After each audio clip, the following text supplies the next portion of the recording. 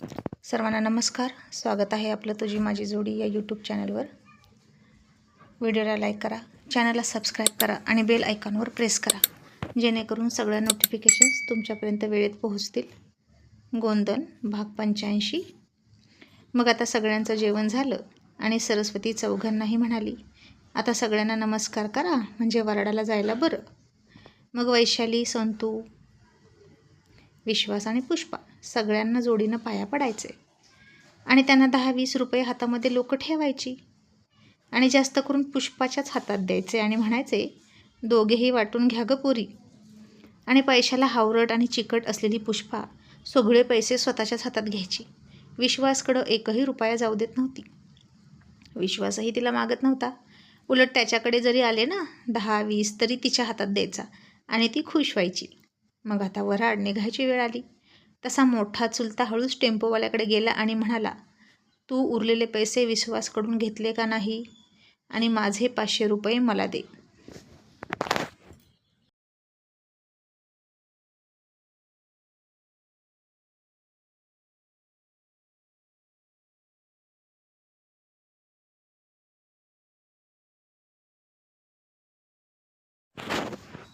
आणि आता तो थोरला चुलता त्या टेम्पोवाल्याशी इतकी जरब देऊन आणि दमात घेऊन त्याला बोलत होता की जणू काही त्याची उचलच त्या टेम्पोवाल्यानं घेतली आहे आणि कर्ज दिल्यासारखा तो चुलता बोलत होता.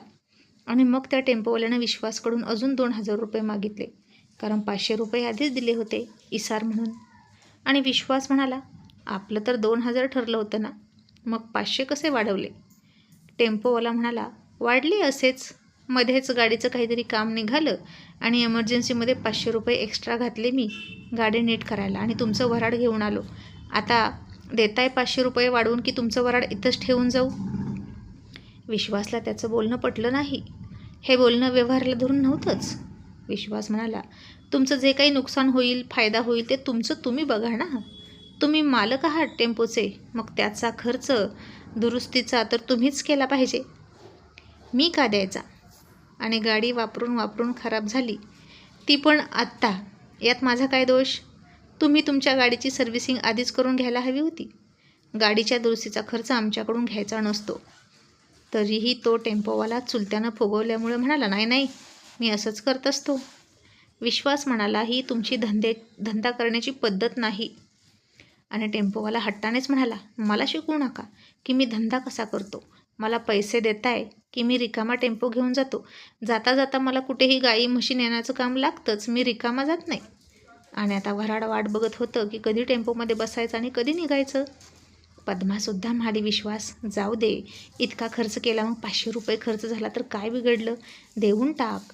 आणि सध्या तरी विश्वासनं शांत होत 1,000 रुपये दिले आणि म्हणाला, उरलेले 1,000 रुपये घरी गेल्यावर देतो. मग त्या टेम्पोवाल्याला बरं वाटलं आणि त्या चुलत्यालाही बरं वाटलं. आता नाही तर काही वेळाने तरी आपले पैसे मिळणार असं म्हणून तो खुश झाला.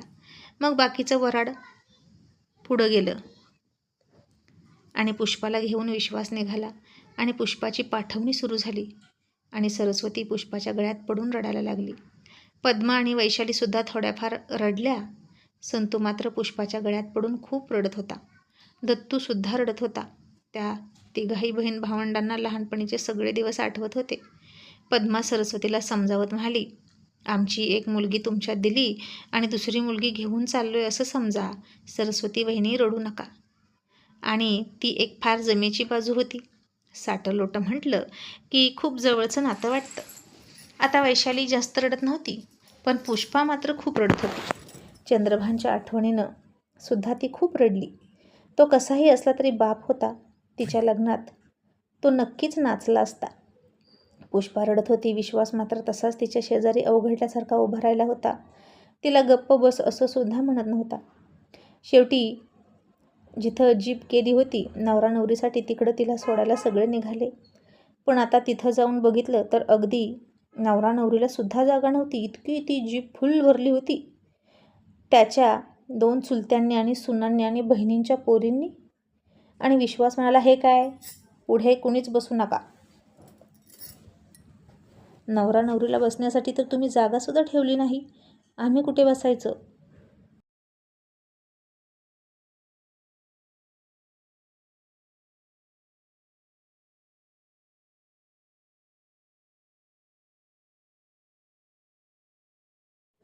आणि हे पहा, इथे नवरा नवरी बसतील आणि आईलासुद्धा जागा हवी. आणि आता चुलत्यांना उठावं लागणार होतं. येताना त्या बरोबर आल्या होत्या गाडीत, जाताना तेवढीच माणसं हवी होती गाडीत. पण त्या मधल्या चुलतीनं तिच्या 2 बहिणीच्या पोरीसुद्धा वाढवल्या. त्यामुळे जागा पूर्ण झाली. आपण स्पेशल गाडीनंच जायचं, नवरा नवरीच्या असं म्हणाली ती. उगीच त्या टेम्पोच्या गर्दीत नको घुसायला, कारण थोरलीच्या 2 सुना बसल्या होत्या ना, म्हणून. मग आता नाईलाजानं त्या नवरा नवरीला तिथं बसण्यासाठी लाजकाज त्या मागं जाऊन बसल्या. विश्वास आणि पुष्पा पुढे बसले आणि पद्माला जागा राहिली नाही. मग विश्वास म्हणाला, आई तू इथेच ॲडजस्ट हो, असं म्हणून त्यानं पुष्पाला स्वतःकडे सरकण्याची सूचना केली. आणि पुष्पा फक्त थोडीशी त्याच्या बाजूला सरकली. आणि विश्वास म्हणाला, आणखीन सरक, आईला जागा पुरायची नाही. आणि खिडकीच्या बाजूला आई बस. तशी पुष्पा आणखीन करंगळी एवढं अंतर ठेवून पलीकडे सरकली. आणि तरीही पद्माला बसता येईना. आणि पुष्पा आता आणखीन जवळ जात होती आणि तिला कसं तरी होत होतं. लाज वाटत होती. त्याचे स्पर्श होत होते तिच्या खांद्याला. त्यामुळे नवी नवरी असलेली पुष्पा नक्कीच शहरात चालली होती. पण आता बोलत मात्र काहीच नव्हती. तिचं ते बाशिंग सांभाळत त्याच्या शेजारी बसली होती. आणि जशी गाडी सुरू झाली, माहेरचा निरोप घेतला, तशी तिची वाचा बसल्यागत झालं. आणि तिकडं जाऊन सासरचा अंदाज आल्याशिवाय तोंड उघडायचं नाही, असं सरस्वतीनं तिला सांगितलं होतं. नाहीतर पोरगी आगाव आहे असं म्हणतील ना, म्हणून. आणि पद्मा थोडी चुळबुळ करायची. आणि आता विश्वासला आईची काळजी होती. आणि त्यानं सरळ पुष्पाला खांद्याला हात लावून आणखीन स्वतःजवळ ओढली. आणि तसाच हात तिच्या खांद्यावर ठेवला. आणि ती त्याच्या छातीवर डोकं ठेवून बसली. आता दोघेही खूप खूप जवळ होते. नाही म्हटलं तरी तिला खूप लाज वाटत होती. आणि ती आता तिची सगळी उदासी विसरून गेली. आणि पुन्हा त्याच्या शर्टच्या परफ्यूमचा वास तिच्या नाकात शिरला. आणि ती धुंद होऊन गेली. त्याच्या हाताच्या स्पर्शानं तिच्या हृदयाची स्पंदनं विस्तारत चालली होती. छातीची धडधड कमालीची वाढली होती. आणि अंगावर खूप खूप शहारा येत होता. आणि तिच्या खांद्यावर त्याची बोटं मात्र रुतत चालली होती. आणि हे सगळं पुष्पाला असह्य होतं. आणि ती त्याच्या खांद्याला पाठ लावून तोंड फिरवून बसली. आणि मग त्यानं हात काढला.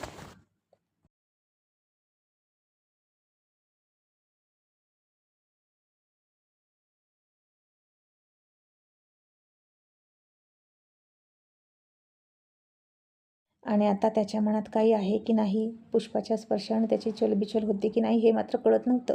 पण नक्कीच ही पहिली स्त्री नव्हती त्याच्याजवळ येणारी. लिली त्याच्या आयुष्यात होती अगोदरपासून. त्यामुळे त्याला जास्त काही वाटतंय असं दिसत नव्हतं. किंवा ती पहिली रात्र, तिची आतुरता जितकी पुष्पाला होती तितकी त्याला आहे असं दिसत नव्हतं. उलट तो नाराज होता. आणि असाच सगळा रोमहर्षक प्रवास झाला. आता पुष्पाला घेऊन विश्वास दरवाजात आला. आणि वऱ्हाड आधीच पुढं आलं होतं, पण टेम्पो अजून दारात आला नव्हता. कुठे मागं राहायला काही कळत नव्हतं. आणि चुलत्या जशा खाली उतरल्या तशा पसार झाल्या आपली आपली कामं बघायला. पद्मा उतरली आणि तिनं दोघांवरून भाकर तुकडा ओवाळून टाकला. आणि त्याचवेळी एक जण गाडीवर खूप घाबरत आला. आणि म्हणाला की मधल्या चुलतीचा थोरला मुलगा चालत्या टेम्पोतून खाली पडला आणि डांबरीवरच पडून मरण पावला. विश्वास म्हणाला, पण हे कसं झालं?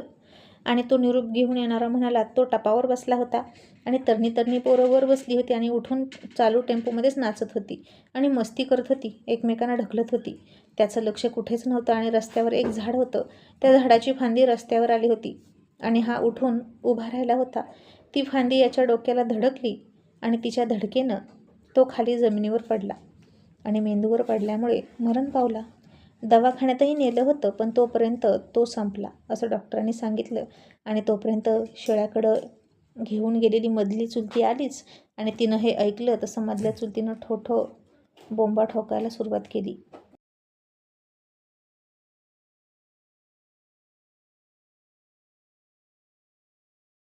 ती बोंबलायला लागली आणि पुष्पाचा पायगुण चांगला नाही, ती अपशकुनी आहे, अवदस आहे. ती दारात आली आणि वाईट बातमी आली. माझं हातातोंडाशी आलेलं पोरगं गेलं असं म्हणून ती ऊर बडवून घ्यायला लागली. आणि पुष्पाला अपशकुनी, पांढऱ्या पायाची म्हणायला लागली. हे ऐकलं तसं पुष्पाचं अवसान गळून गेलं. पद्मालाही वाईट वाटलं, पण आता बोलणार काय? कारण त्यामधल्या चुलतीचं दुःख जास्त होतं. तिनं तिचा करता सवरता मुलगा गमावला होता. आणि आता कुणालाच काही कळेना. सगळे तिकडेच धावले. विश्वासनं सुद्धा त्याच्या अंगावरचा शेला पुष्पाच्या हातात दिला. बाशिंग सोडलं, तेही तिथंच फेकलं आणि तिकडेच पळाला. मग पद्मासुद्धा तिकडंच पळाली. आणि नवी नवरी असलेली पुष्पा मात्र तिथेच ओट्यावर हवालदिल होऊन एकटीच बसली. आणि इतक्यात पावसालाही सुरुवात झाली आणि पुष्पाच्या डोळ्यांना सुद्धा धार लागली.